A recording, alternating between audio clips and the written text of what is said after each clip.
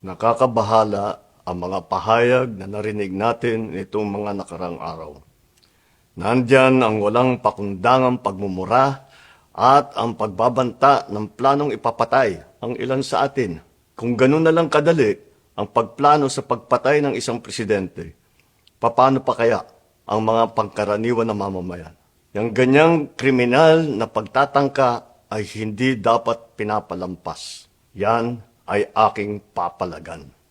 As a democratic country, we need to uphold the rule of law.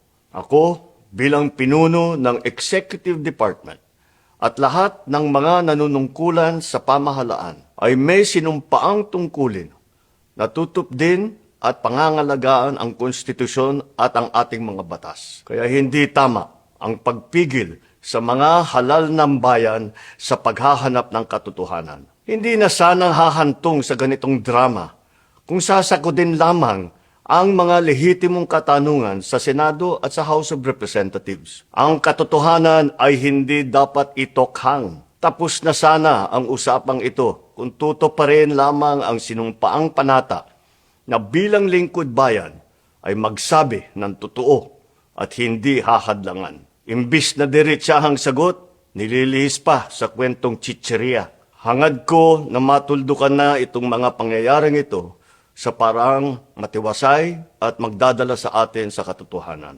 12 taon din ako nanungkulan sa magkaparehong kamara ng Kongreso.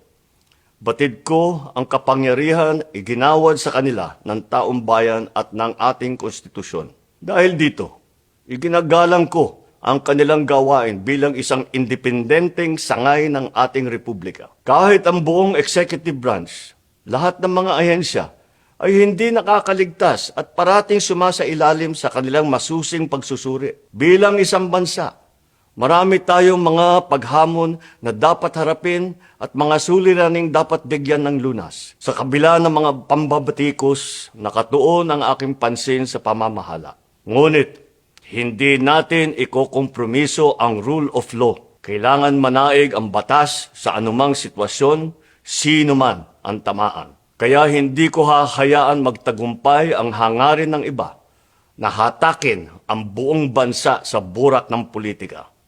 Igalang natin ang proseso. Tuparin natin ang batas. Alalahanin natin ang mandato na pinagkatiwala sa atin ng milyon-milyon na Pilipino. Magtrabaho po tayo sa ikauunlad ng Republika ng Pilipinas at para matamo ang bagong Pilipinas.